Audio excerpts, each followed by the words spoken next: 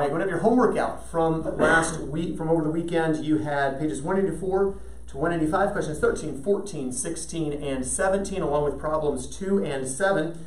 We're going to start by looking at question number 13. It says, why is friction considered a dissipative force? And what did you have for that? Audrey?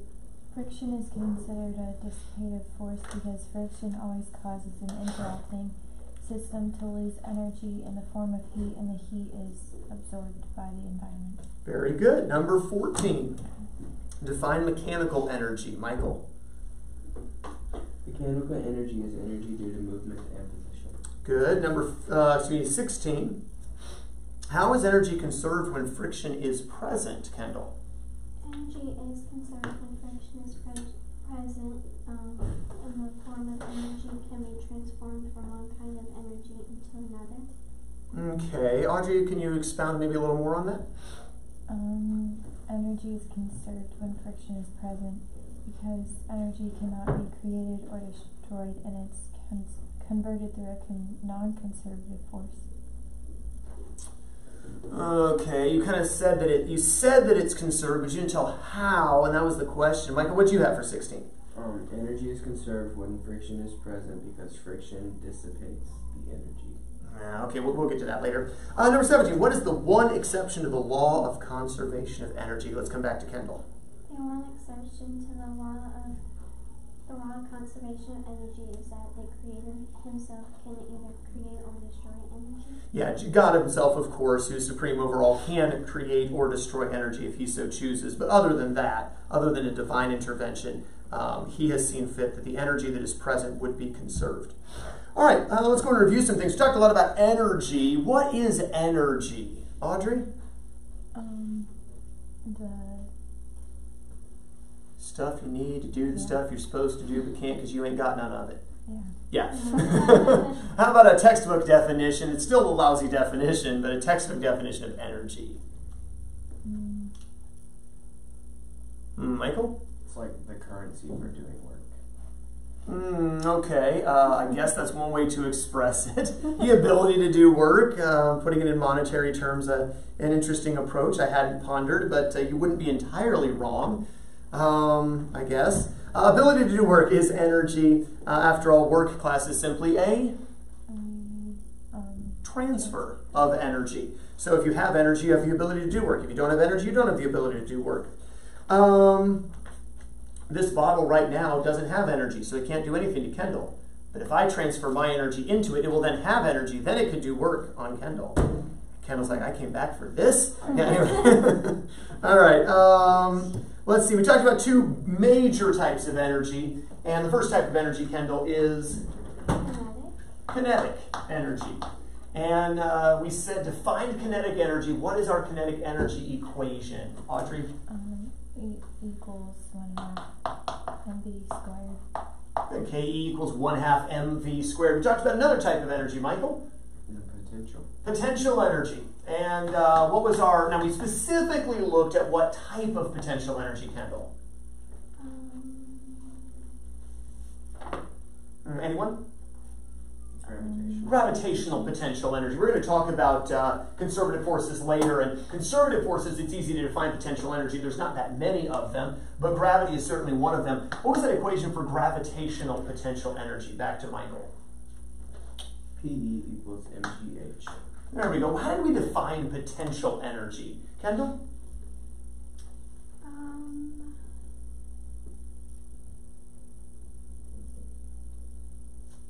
Energy that an object acquires when... Anyone? When it's exposed to a force. There we go. We'll piece it together. It's the energy an object acquires when it's exposed to a force. Now again, it's hard to define the potential energy as I crank my arm back, right? There's a lot of variable factors. How strong is my shoulder? How strong are the muscles around it? How fast can I whip my arm around? Right? What is the mass of the bottle? There's a lot of factors that affect how much potential energy would be there, right? But there's potential once it's exposed to the force, and it becomes kinetic when the force acts upon it. Gravitational potential energy, very easy to define. The mass times gravity times the height of the object. Where height, again, is the predominant factor here, right? The higher the object is raised, the greater the potential energy it has. And then as that height diminishes, the less potential energy it has. Well, but that means that as the object is falling, it's losing potential energy, isn't it? Right? As an object falls, it loses and loses and loses more and more potential energy until eventually it reaches the ground as zero potential. How is energy conserved then? Audrey? Looks to me like it's losing energy. And that potential is just being zapped. Like a person on substance abuse in general, right? Potential is just being zapped right out of them. Right? That's what happened to the water bottles that's falling. Great object lesson. This is your life. Now notice the crash at the end. Anyway, hey, I'm writing your dad's speech for you, right? He's going to come in and do the talk about drug abuse and stuff like that to the health class here soon. There we go. Got a great object lesson. I never thought of that one before. Maybe it's because Audrey's in here. Because her dad works with DARE. Okay, for the record, she's not. Yeah, I don't think. Better not be. All right. Anyway, so how is energy being conserved then? Anybody? Kinetic. What about kinetic? It's transforming. It's changing into kinetic, right? As it's falling, the further it falls downward, the more and more kinetic energy it's gaining because it's gaining velocity as it accelerates. So yeah, energy is still being conserved there, but yeah, the potential energy is disappearing. We said we can find work, going back to last chapter as force times displacement, but I said based on these definitions of energy, there's a couple of other ways we can find work. Give me one of those other ways in which we can calculate work being done. Back to Audrey.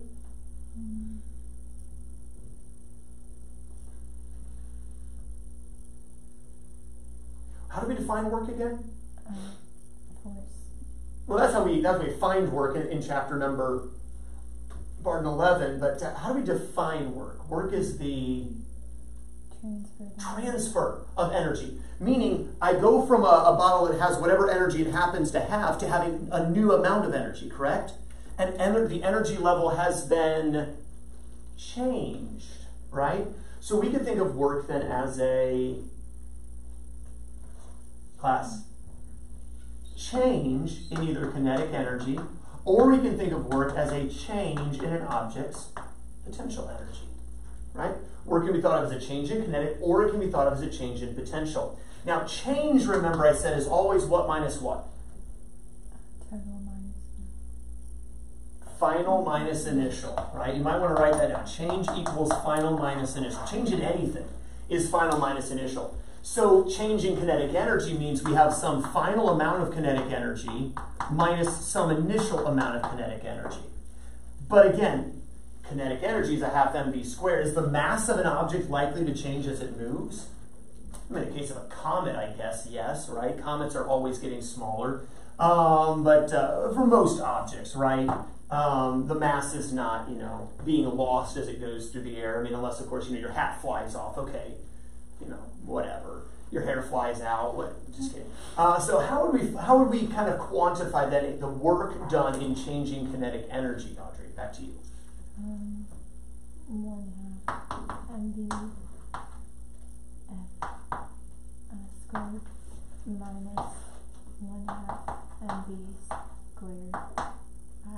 Yeah. Or v sub I squared. There we go. Half mv sub I squared minus a half mv sub I squared. What about change in potential energy then, Michael? mgh sub f minus mgh sub I. There we go. Or if we wanted to, we could do mg times h sub f minus h sub I, or delta h would work as well. This one's got a little bit of a twist to it, so that's the reason I want to leave that expanded. Questions on that stuff that we talked about in our last lesson? That kind of summarizes everything that we've been talking about in the previous lesson. Questions on that? All right, again, they had a weekend to forget, so don't judge too hard. All right, let's take a look at the problems that they did. Problem number 2, they're on page 185. Read that for us if you would, Kendall. A boy on his bicycle weighs 620 newtons. Calculate the kinetic energy when traveling 7.5 meters per second. All right, line that up right about here. All right, so says to find the kinetic energy. So what's my equation? KE equals 1/2 mv squared. And so we got a half. Does it give me the mass of the boy and his bicycle? Yes. Does it? No. What does it give me?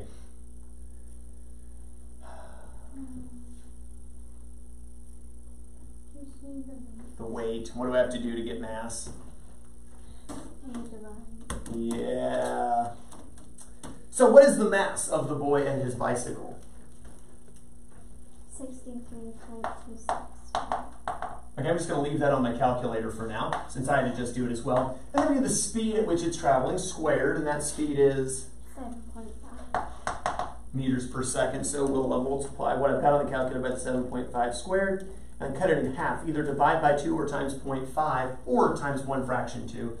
I'm not a big fan of using the fraction, but if I don't have to, what do we end up with for his kinetic energy? 1,779.3 grams. All right, how many sig figs?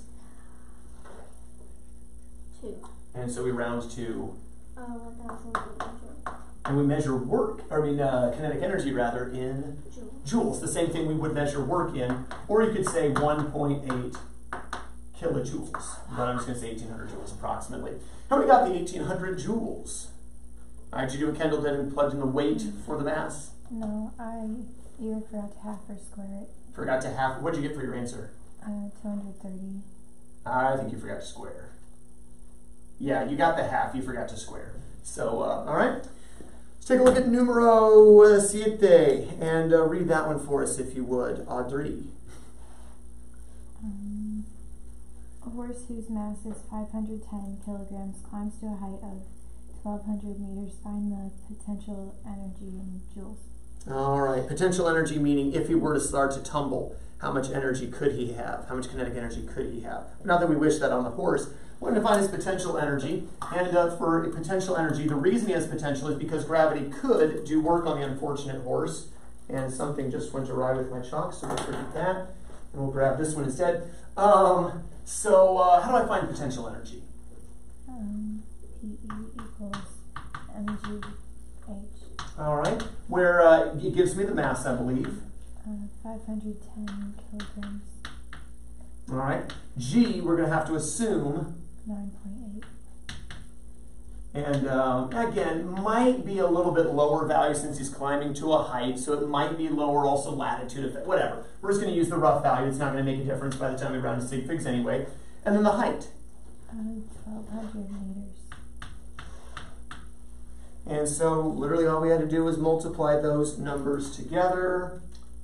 And when you did, that's a lot of joules. How much potential energy? 6.0 E6. Good, 5.997 E6, or rounded 6.0 E6 joules of energy. Or you could say 6.0 megajoules. Yeah. Anyway, 6.0 E6 joules. How many had that answer? For number 7. All right, questions on kinetic and potential energy. There's another form of potential energy I want you to get in your notes now. We talked about gravitational potential energy. So let's talk now about elastic potential energy. Elastic potential energy. And I forgot the rubber bands again.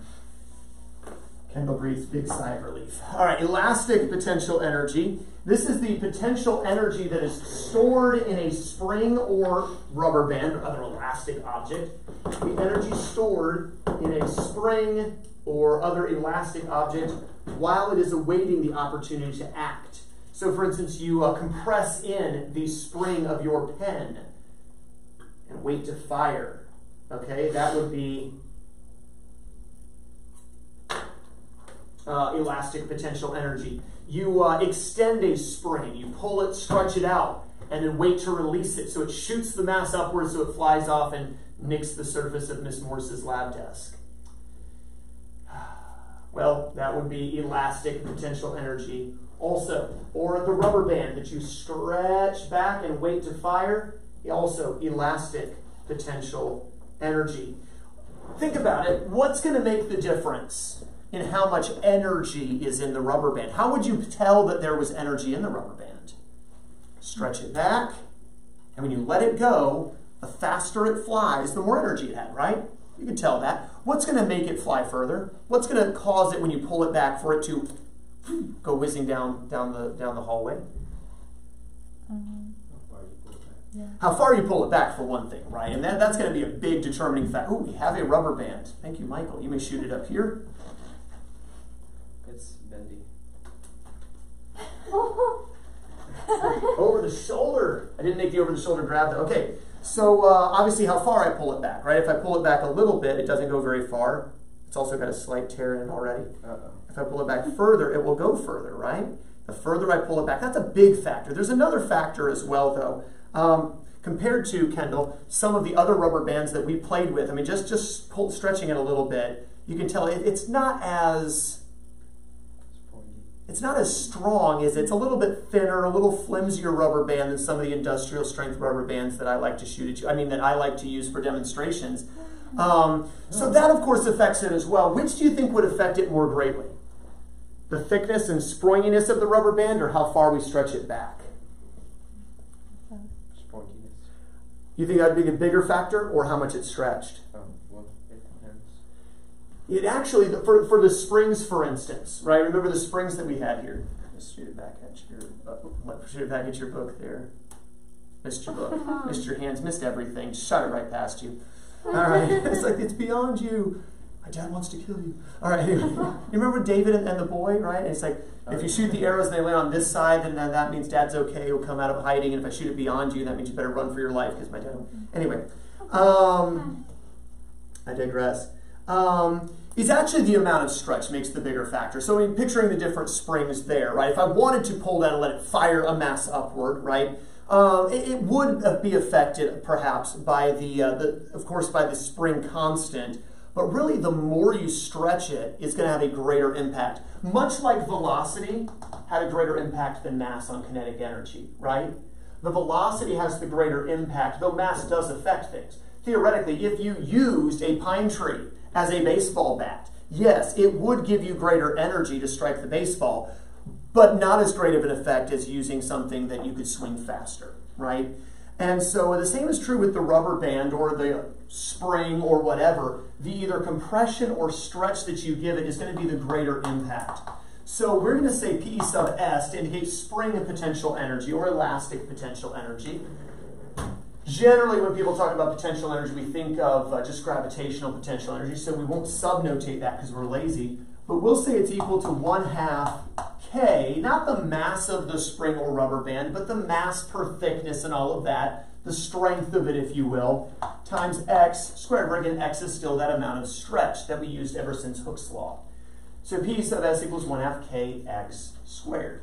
We could also think of the force required to stretch it then as that KX, remember. And then the displacement is the additional X, so that force times displacement type thing. So there's your potential energy of a spring, 1/2 KX squared. You're already on page 185. Look at problem number 9 and read that for us if you would, Michael. A spring with a spring constant of 150 newtons per meter is compressed at 3.5 centimeters. How much energy is stored in the spring? Again, so this is going to be one of those already sprung out springs like in a pen, but this is like a ginormous pen with a ginormous spring with a very high spring constant. And so you take the ginormous pen cap and you put it on the ginormous spring and you push it down 3.5 centimeters and you get ready to let it fire. It's like every boy's dream, right? He's like pulling back. He's like, man, if this were bigger and if I like put an explosive warhead that would detonate upon impact, I could blow up anything. Okay, be honest, right? Okay. My kids and I, we were at a park up in Opelika this past weekend, and there's a little train that goes around the park, and there's some Christmas lights and stuff on one part of the park. They actually close it off for the Christmas lights. And you know, kind of, ever been to Fantasy and Lights? It takes about a half hour to 40 minutes to go through Fantasy and Lights. Well, this is like Minnie's version of Fantasy and Lights. And so you see all the different cool Christmas light displays. You ride the train. It's about a 2-minute ride for $2 instead of a 30-minute ride for $30.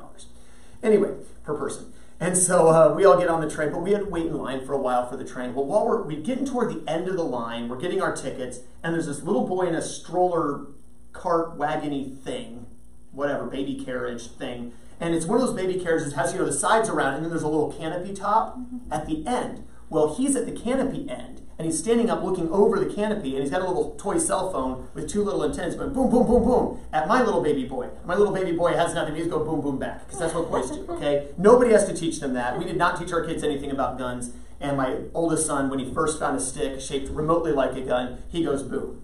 We never taught him that. Kids, okay. So I'm like, and then the little boy, he drops down, pulls the canopy up, It goes in between the crack of the canopy, boom, boom, boom. And this is how tanks were invented.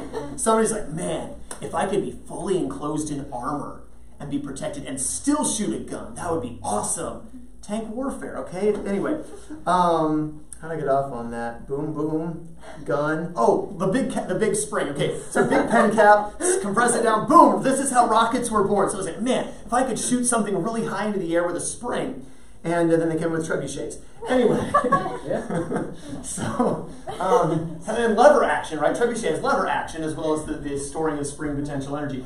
Anyway, so we've got the spring constant here, class, of 150 newtons per meter. And the stretch, well, it's not actually stretch, it's compression. How do I notate that? X. Right, so, but compression versus stretch. Negative. So the compression? Negative 0.035. Good, we're going to change it to meters, so negative 0.035 meters, and that value has to be squared. Now here's the deal. It doesn't matter if it's positive or negative because we're going to be squaring it anyway, right? So even if you forgot the negative, your saving grace is the square, but technically it should start out negative. And how much potential energy is in this spring? It's not as much as you might think. 0.0975. Yeah, rounded off to sig figs. 2. Yeah, 2. So, 0.09. that's 1 sig fig. Remember, the zero is not significant. 0.092, and we would say measure potential energy in joules. Yeah, they didn't compress it enough, so there's not a whole lot of energy stored up in that spring. So that's not a lot of energy that can be transferred to your rocket to blast, you know, bad guys wherever they're living. Who knows, you know? That, you know, bully in the school's house. You're like, yeah, I want to blast him, blast his bedroom. Fire! And it barely gets off the spring. Okay, we need to just compress it a little bit more, even with a strong spring like that. All right, questions on that? Now, I will say this. Those little bitty springs have little bitty spring constants, right? And you could only compress them like a centimeter. But you had a very lightweight object on the end that was only a couple of grams. So that's why you were still able to give it some decent kinetic energy when you released it before you got busted, if the teacher caught you. How many did that in elementary? You got busted? Or you got away with it because they thought it was somebody else? Busted? Busted. Homeschooled. Yeah. You know you did it to your brother. Baby's over there. Here, his mouth is open in a big yawn. Yes, I got it in bullseye. Anyway. Chokes on it. And he chokes on it and rushed to the hospital. We don't know where this top of the pen came from. Doing like a... Anyway. Morbid. Oh, let's move on. In your homework reading, you read about conservative forces and non-conservative forces. I'm going to break some thoughts down for you here. There's a reason we only defined spring or elastic potential energy and gravitational potential energy. Because these are a couple of only a few forces in which potential energy is easy to define. We call these types of forces conservative forces. Conservative forces. Not talking about like conservative versus liberal in the political scene. Conservative always has the idea of conserving, keeping things constant, keeping things the way they are. The reason that Republicans and Libertarians are referred to as conservatives, they say, hey, we like the way the Constitution was written. We like the way our country was founded on Judeo-Christian moral principles. We like the way people have always treated each other with respect and dignity. And we believe that all people have value and worth, even the preborn. And we believe that murder is wrong, including the preborn. We believe that traditional standards of marriage and behavior are appropriate. We think laws ought to stay the way that they are. We like the way our country used to be prosperous and a world leader in power. And then you've got the other side that says, no, we want to change everything. Let's make America weak and pathetic on the world scene. Let's trade, an incredibly dangerous terrorist for, somebody who doesn't even want to live in America. Anyway, getting political here. And but conservative has the idea of keeping things the way they are. Just lost 5 YouTube subscribers. All right, so anyway. Conservative, keeping things the way they are. Keeping, if you will, the sum of kinetic energy and potential energy, that sum constant. When a conservative force is acting on a system, the sum of kinetic and potential energy remains the same. It doesn't change. And because that's true, it is easy to define potential energy. We can define elastic potential energy as half the product of the spring constant, the square of the displacement of the mass on the spring.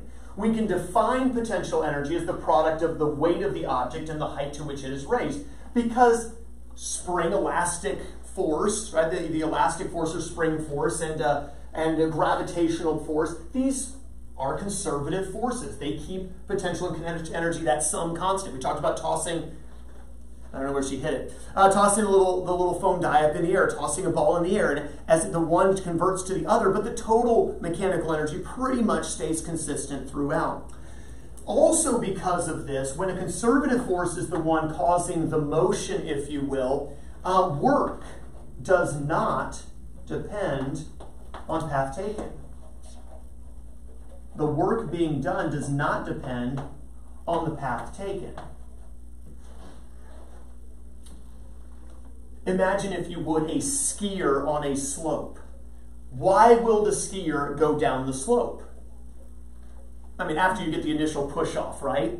The skier will go down the slope because gravity's pulling them down the slope. Now, they could, of course, propel themselves, but let's imagine a skier who's simply allowing gravity to take over.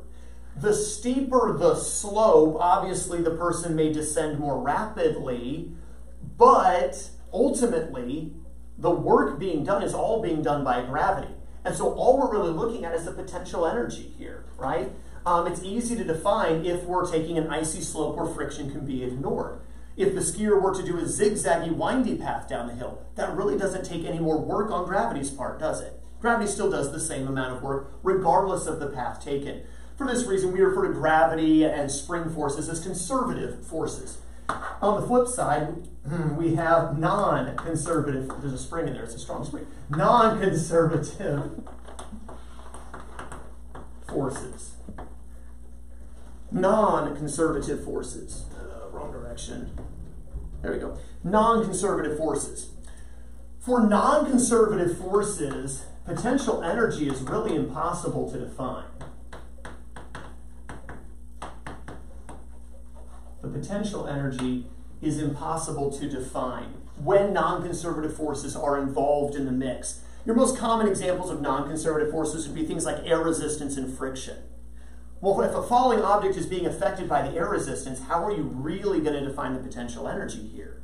The object is never truly going to reach a natural velocity. There's this terminal velocity, there's a resistance throughout friction. As you're sliding an object, well, for instance, if we have an oscillating object on a spring or something, we pull it back and it has to slide across a surface. Or it's something that's not aerodynamic, so it's affected by air resistance.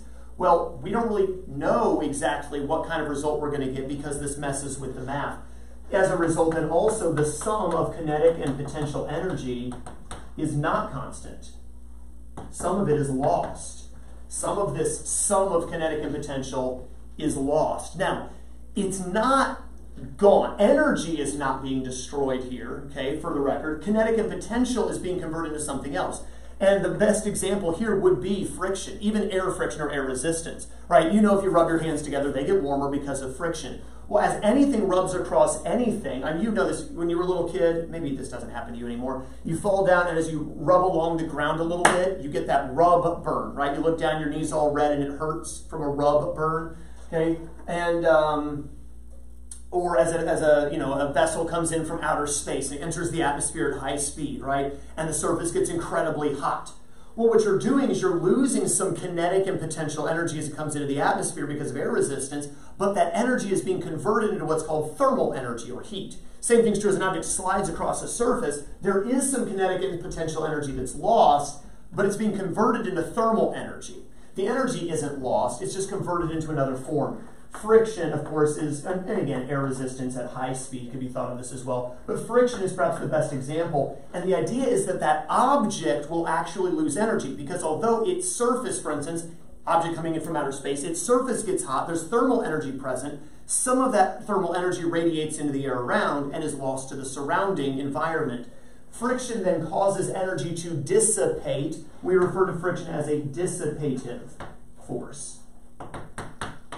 A dissipative force, and air resistance to an extent as well. Again, mainly at high speeds. It's not like if you jump out of an airplane with a parachute, You're going to feel, man, I'm burning up out here. Probably not. If you jump without a parachute, you're not going to have long to think about if you're burning up or not anyway. So, but friction specifically, a dissipative force, causes energy to be lost. Also then, when non-conservative forces are present, the least work is going to require the shortest path, right? If I actually wanted to push a box around the room, across the floor, the shortest path would be just go straight to the door, correct? If friction's present, I have an incentive to get the shortest path possible. But imagine if this were somehow like the surface of a high-powered air hockey table. I use that example, there were no friction. Literally, the slightest touch in the box would begin to move, correct? There's no resistance whatsoever. So if technically it requires virtually no force to move the box, because there's virtually no force resisting the box's motion, then really does it matter what path I take?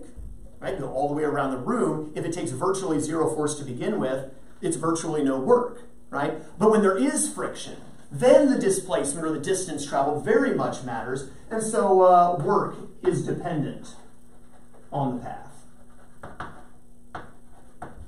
Dependent on path when non-conservative forces are present. And for this reason, that's why in so many of our problems you say, well, let's ignore friction, let's ignore air resistance, those being the main two. Let's ignore these frictional forces at the fulcrum of a lever. Let's ignore the frictional forces in the cable and the pulleys in their hubs, right? Because these forces, they mess with the math, it changes some stuff. So we oftentimes choose to ignore non-conservative forces in our problems.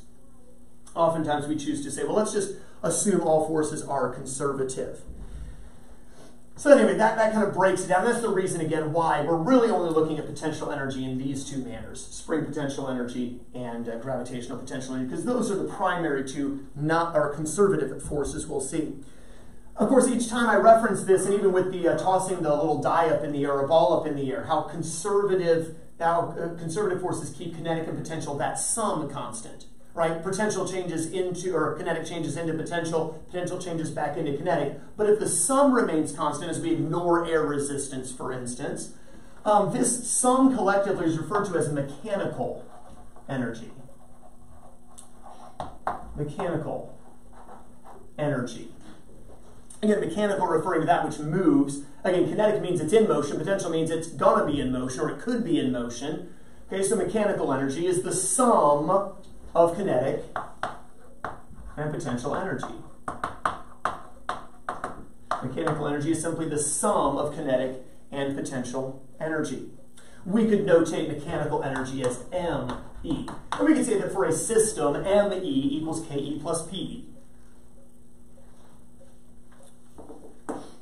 Now here's the key. And I referenced it already with the idea of tossing the ball up in the air. In the absence of non-conservative forces, if these are not present, mechanical energy is always conserved. We call this the law of conservation of mechanical energy. Conservation of mechanical energy. In the absence of non-conservative forces, if there are no non-conservative forces present, mechanical energy stays constant. In the absence of non-conservative forces, mechanical energy is constant. In equation form, it would be this. And on the surface, like, man, I got to memorize that. Well, it's really not that hard to memorize. KE1 plus PE1 equals KE2 plus PE2. If you remember that mechanical energy is kinetic and potential starting out equals kinetic and potential when you're done. At any point in a process, at any point in the movement of an object, again, if non-conservative forces are absent, kinetic and potential energy, that sum stays constant, that mechanical energy stays constant. Well, this opens the door then to solve a pretty interesting problem. You remember earlier we had the guy who shoots the arrow straight up into the air? And we could calculate the velocity of the object. We knew that at its high point it would hit a zero velocity, and when it returned it would be the same speed. Well, we could actually use this equation to find the speed at any given point in the flight if we're ignoring air resistance. Look, if you would, with me at page 177. Page 177. I don't think it's an arrow we've got firing up. It's a water balloon. Yes, and do y'all ever do that water balloon launch thing where you got the two people who hold the great big slingshot with the water balloon and pull it back and fire? Kind of like the t-shirt launching, not the cannon, not the t-shirt cannon, but the t-shirt slingshot. You use this t-shirt slingshot to shoot water balloons. Anyway, that's what we've got, but we're firing the water balloon straight up into the air. Go ahead and read example 12.4 for us, if you would, Kendall. A water balloon is launched from a sling on the ground straight into the air. Its initial velocity is 20 meters per second. How far does it climb into the air before it begins to descend? What is the balloon's velocity at 10 meters above the ground? Neglect the effect of the water balloon on the earth and assume there is no friction. Okay, so we're ignoring the air resistance, the non-conservative forces here. Neglect the effect of the water balloon on the earth. I believe what they're saying is there is a gravitational pull between the water balloon and the earth. Is the water balloon going to cause the earth to just, no. So it's a safe neglection. The air resistance is a little bit more of a stretch, but again, pretty much aerodynamic shape for water balloon. We can largely ignore it. All right, so here's the deal. We have water balloon, and when it's fired, the sum of the kinetic and potential it has starting out will equal the sum of the kinetic and potential at any other point, correct? Now, how do we find kinetic energy, class? 1/2 mv squared. 1/2 mv sub 1 squared. And the potential energy? mgh. And we'll say mgh1. All right, then for kinetic energy, again, it's going to be a 1/2 mv squared, but it's going to be v sub 2 squared. And then mgh sub 2. Make sense? When it's fired from the sling, and the sling is pulled down. So there's a couple of people on either side. We pull it down right to ground level, and then let go, and of course it's going to fire straight up. Now, of course, that which goes straight up will also come. So I would want to move. I would not want to stay here saying, wow, we fired that thing. I wonder where it's going to land. You know, that sounds like something from like Wile E. Coyote or something, right? Anyway, but it's fired off the ground. And when it's on the ground, what is the height of the water balloon?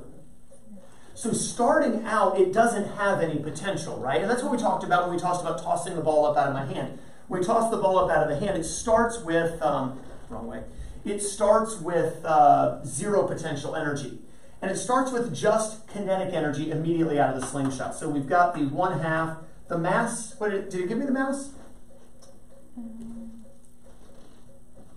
No. And I was actually about to say, even if it did, notice something. Every single term of the equation has an m in it. I could divide out the mass all throughout, even if it told me the mass. So I'm going to go ahead and just see fit to erase the mass from everything. So that's just easier anyway, right? Work smarter, not harder. Okay, so really all we need is the velocity. When it was first fired up into the air, what was the velocity of the balloon, class? 20 meters per second. Okay, we can do this in our head. 20 squared? 400, take half of that. All right, so 200 is what we have here on the left-hand side. Now over here, it says find the, how far does it climb into the air? All right, so it's going to go up, up, up, and as it's going up, what is it losing, class? Velocity, so therefore it's losing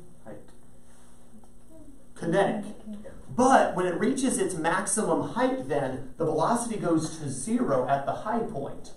And over here, at that high point, that is our maximum height, correct?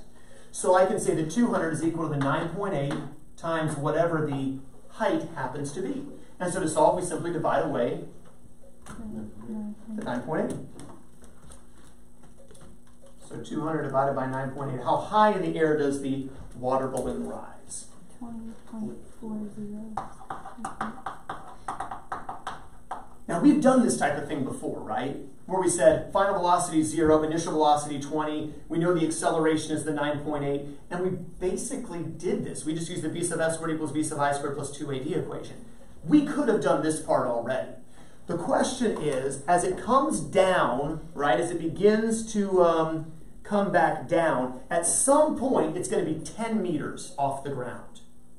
What is the velocity 10 meters off the ground? Does that make sense?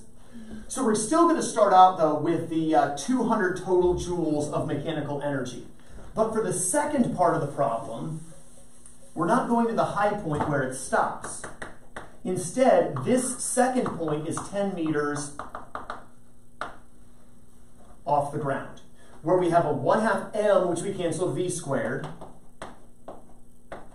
And we've got mass, which we ignored, gravity, 9.8, and now we have a height of 10 meters. Does that make sense? So in other words then, half v sub 2 squared plus 98. Now, finish it out. We need to first subtract 98 from 200, then double it or divide by a half, but it's easier to multiply by 2, and then take the square root. And what is going to be the velocity exactly 10 meters off the ground? Now it's good that he said positive negative 14.2, because if it's 10 meters off the ground on the way up, it started at 20 meters per second. At 10 meters off the ground, it's at positive 14.2, still going up. Reaches the high point, comes back down 10 meters off the ground on the return trip, it's at negative 14.2 because it's in the opposite direction. So whatever the sig figs are, I think, yeah, around 14.3 meters per second. And again, the positive negative just shows it depends on which direction it was going at the time. We can actually find exact speed at exact height off the ground using this conservation of mechanical energy. Again, you have to ignore the air resistance for that to work, but air resistance wouldn't have that big of an effect anyway. Questions on that problem? All right, one last thing I do want you to get down in your notes, and that is the law of conservation of energy.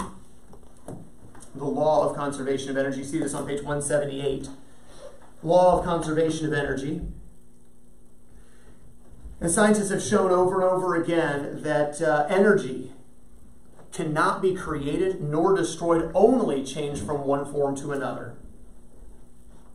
Energy cannot be created or destroyed, only changed from one form to another. That is, that the total energy in the universe is constant.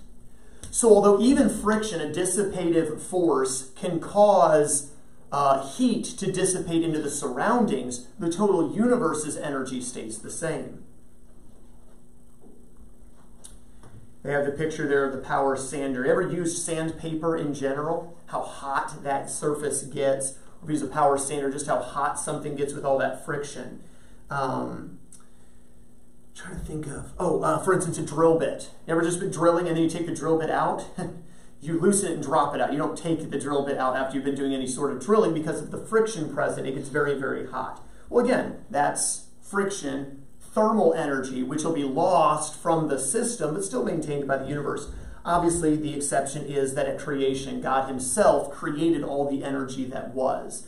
At will, if he saw fit to create matter or to create energy in working his miracles, he certainly was free to do that. After all, it's his world, his creation, right? He is sovereign over all, but he has seen fit to allow, obviously, the total energy in the universe, at least for now, to be constant. Questions on that? All right, any questions on kinetic, potential, mechanical energy? We feel like we've got a good understanding of these concepts before we move on to the rest of the stuff in the next couple of lessons. Any questions?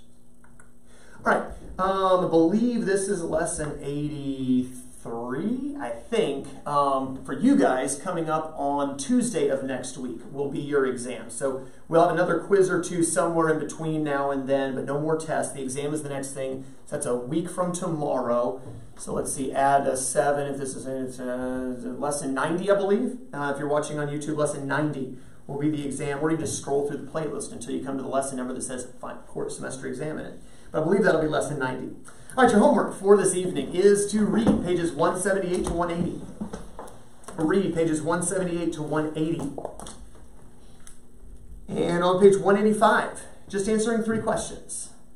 Page 185, answer questions 18 to 20. Page 185, answer questions 18 to 20. Begin looking at momentum tomorrow and how momentum is related to inertia in that first law of motion. All right, have a wonderful rest of your day. When the bell rings, you'll be dismissed.